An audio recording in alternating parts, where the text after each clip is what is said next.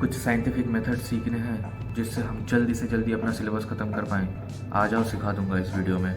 चलो video start करते हैं। हेलो एवरीवन, मेरा नाम है अर्णव चक्रवर्ती। आज की इस वीडियो में हम सीखेंगे कि कैसे हम अपना पूरा कंप्लीट सिलेबस ख़त्म कर सकते हैं बहुत ही कम टाइम में साइंटिफिकली। बहुत सारे साइंटिफिक मेथड्स बताऊंगा मैं इस वीडियो में, जिससे कि बहुत ज़्यादा हेल्प होगी आपकी। तो स्टार्ट करते हैं। सबसे पहले जिसके बारे में हम बात करेंगे वो है गोल सेटिंग। तो रास्ते में निकलने से पहले पता तो होना चाहिए जाना कहाँ पे है। ऐसा नहीं कि बस रास्ते में निकल गए और फिर ढूंढ रहे जा सकते हैं, इधर भी जा सकते हैं उधर भी जा सकते हैं, ये कर लेते हैं वो कर लेते हैं। ऐसा नहीं, पहले पढ़ने से पहले गोल सेटिंग क्लियर होना चाहिए कि हमें इतना पढ़ना है, ये हमारा टारगेट है, हमें इतना दूर रीच करना है। तो सबसे पहला चीज़ जो आता है वो है गोल सेटिंग। अपना जो कुछ भी पढ़ना है पहले उसको नोट डाउन करो कि मुझे ये पढ़ना है। गोल सेट कर लो कि ये मेरा गोल है, मुझे इस डेस्टिनेशन तक पहुंचना है। तो ये सबसे मेन चीज़ है। पहले गोल तो डिसाइड कर लो कि पहुंचना कहाँ पे है, फिर ना रास्ते में निकलेंगे। और पेपर लो और उसमें लिखो कि मुझे इधर पहुंचना है, ये मेरा गोल है, इधर जाना है मुझे। एक बार वो क्लियर हो गया, उसके बाद बाकी का ऑलमोस्ट पूरा रास्ता बहुत ज़्यादा इजी हो जाता है। अगर हमें पता है कि हमें करना क्या है, पहुंचना किधर है। कुछ बच्चे तो ऐसे होते हैं जिनको पता ही नहीं होता, कभी ये पढ़ रहे हैं, कभी वो पढ़ रहे हैं, कभी इधर पढ़ रहे हैं। ये सब नहीं, पहले गोल डिसाइड कर लो कि ये पढ़ना है, ये करना है, ये मेरा एम है।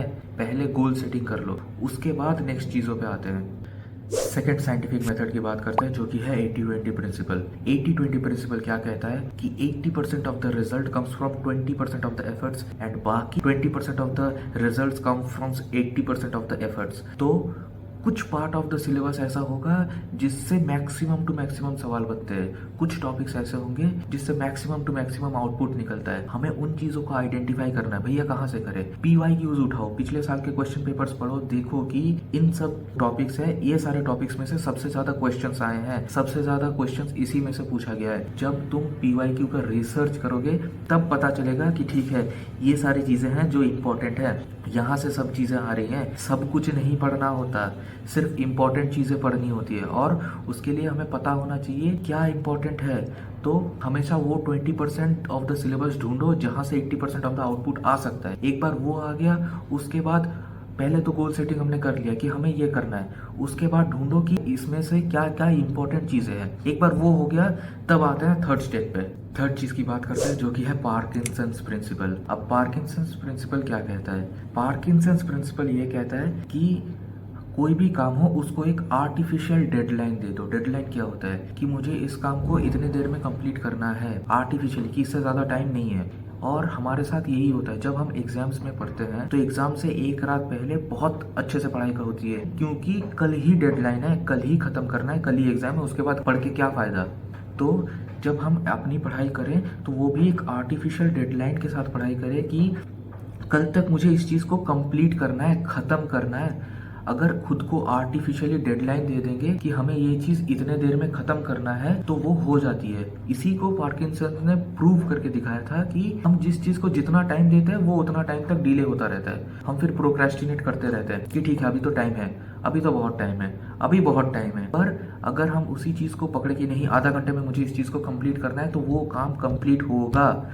पर उसके लिए उसको आर्टिफिशियली डेडलाइन देना पड़ेगा कि हमें इस चीज़ को इतने देर में कंप्लीट करना है। ऐसे नहीं कि बस खींचे जा रहे, हाँ चलो चल रहा है चल रहा है चल रहा है।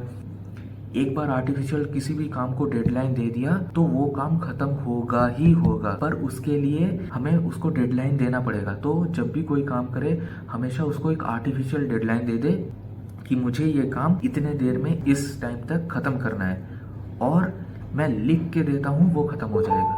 अब ऐसा भी नहीं कि कोई आधा घंटा का काम है उसको 15 मिनट दे कि 15 मिनट में खत्म करना है, ऐसा नहीं। पर एक रियलिस्टिक अप्रोच होना चाहिए कि इस काम को इतना देर लग सकता है तो इतना देर में मुझे इसको खत्म करना है। एक रियलिस्टिक डेडलाइन दो, वो काम खत्म होगा।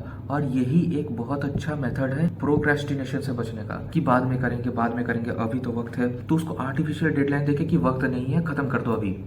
नेक्स्ट चीज़ के ऊपर बात करते हैं जो कि है एक्टिव रिकॉल मेथड। अब एक्टिव रिकॉल मेथड क्या कहता है? एक्टिव रिकॉल मेथड ये कहता है कि बजाय कि हम बार बार एक ही सेम चीज़ को एक ही बार पेज पलट रहे हैं और उसी चीज़ को पढ़ रहे हैं, उससे ज़्यादा हमें याद होता है अगर हम उसको एक बार पढ़े और उसके बाद फिर अपने ब्रेन से रिकॉल करने की कोशिश करें कि हमने अभी जितना भी पढ़ा उसमें से क्या क्या हमने इंपॉर्टेंट पढ़ा, क्या क्या उसमें से क्वेश्चंस आ सकते हैं। तो अगर हम बार बार सेम चीज़ को पढ़ने की जगह उसको एक बार या दो बार पढ़ने के बाद फिर उसको अपने आप से रिकॉल करने की कोशिश करें कि ब्रेन से उसको बाहर लाएं कि मैंने क्या पढ़ा था, तो इससे वो चीज़ हमें ज़्यादा याद रहती है एज़ कम्पेयर टू अगर उसी को बार बार सेम टू सेम पेजेस को बार बार टर्न कर रहे हैं और बार बार पढ़ रहे हैं। उसमें कुछ याद नहीं रहता, वो फिर एक नाटक हो जाता कि हम पढ़ाई कर रहे हैं। पर एक्टिव रिकॉल पढ़ाई के साथ साथ ये भी टेस्ट कर लेता है कि सच में हमने कितना पढ़ा है। अगर हमने सही में उस चीज़ को ध्यान से पढ़ा है तो फिर वो चीज़ हमें एक्टिव रिकॉल में याद आ जाएंगी। जब हम लोग उस चीज़ के बारे में बहुत ध्यान लगा के सोचेंगे कि मैंने क्या पढ़ा था, अच्छा इस चैप्टर में मैंने ये चीज़ पढ़ा था, उसके बाद ये पढ़ा था। तो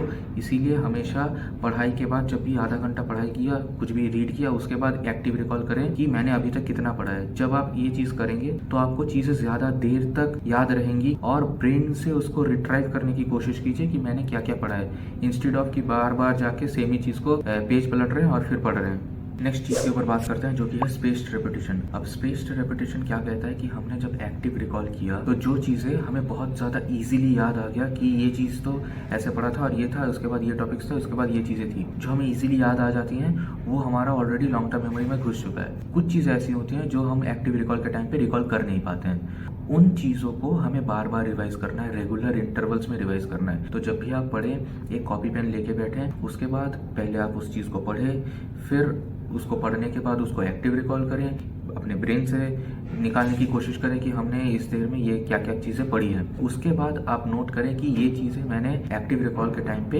ये चीज़ें मैंने नोट डाउन की, ये चीज़ें मुझे याद आ गई थी। उसके बाद जब आप चेक करेंगे कि मैंने इसमें इतना सारा पढ़ा था पर ये चीज़ें याद आ गई, ये चीज़ें मैं भूल गया था बीच में, ये सारे पॉइंट्स, फिर उन पॉइंट्स को नोट डाउन कर लीजिए कि ये सारे पॉइंट्स जो थे ये मैं भूल गया था।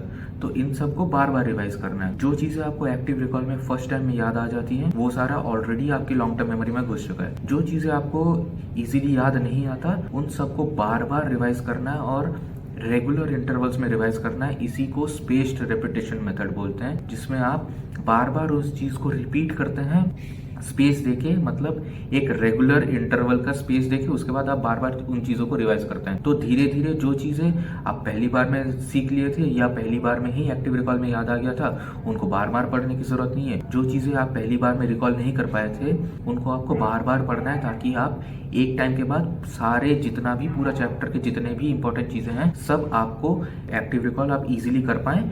और वो तभी होगा जब आप उसको बार बार रिवाइज करेंगे, स्पेस दे दे के, कि हर हफ्ते या हर 2 दिन में उस चीज़ को जो याद नहीं आ रही थी उनको ज़्यादा से ज़्यादा रिवाइज, और जो याद आ गई थी एक ही बार में उनको कम से कम रिवाइज। और अल्टीमेटली एक टाइम बाद एक इस पोजीशन पे आप आ जाएंगे कि ये चीज़ें, मतलब पूरा ही चैप्टर मुझे एक ही बार में याद हो जा रहा है, सारी ही चीज़ें एक्टिव रिकॉल हम कर पा रहे हैं।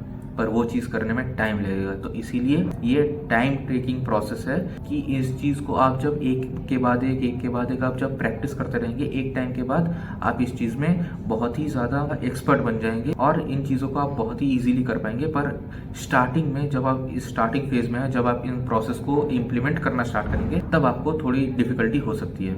लास्ट चीज़ और फाइनल चीज़ जो सबके लिए दिक्कत होगी वो की है डिस्ट्रैक्शंस। और सबसे बड़ा डिस्ट्रैक्शन होता है मोबाइल। तो मोबाइल डिस्ट्रैक्शन को हटाने के लिए मोबाइल को फेंक दो। मजाक कर रहा हूँ मैं, मोबाइल को फेंकना नहीं है, मतलब मोबाइल से डिस्ट्रैक्शन कम से कम करना है। तो जब भी पढ़ने बैठे दूसरे कहीं पे मोबाइल रख दे कि आप उसको इजीली एक्सेस ना कर पाए। अगर मोबाइल से पढ़ रहे हैं तो इसके लिए भी मैंने बहुत सारी ट्रिक्स ऑलरेडी अपने पिछले वीडियोस में बता के रखा है, मैं आई बटन में डाल दूंगा, वहाँ से आप देख सकते हैं कि कैसे आप डिस्ट्रैक्शन को मिनिमाइज कर सकें।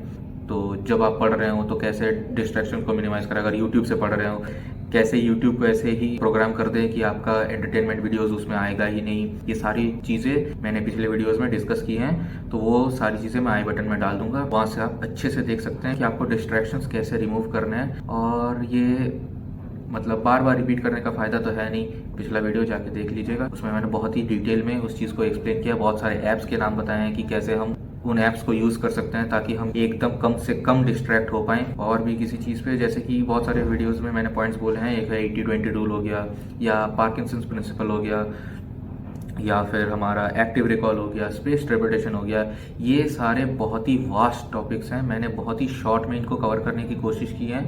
मैं कोशिश करूँगा कि बहुत सारे डिटेल्ड, एकदम लाइन बाय लाइन पूरा डिटेल्ड वीडियो बना पाऊँ, ताकि आपको इन चीज़ों को इम्प्लीमेंट करने में दिक्कत ना हो। उन चीज़ों को पॉइंट टू पॉइंट एकदम इम्प्लीमेंट करने में मुझे डिटेल्ड वीडियो बनाना पड़ेगा, तो वो मैं 2-3 हफ्ते के अंदर वो डिटेल्ड वीडियोस डालना स्टार्ट कर दूंगा। तो नेक्स्ट वीडियो में मिलते हैं, बाय।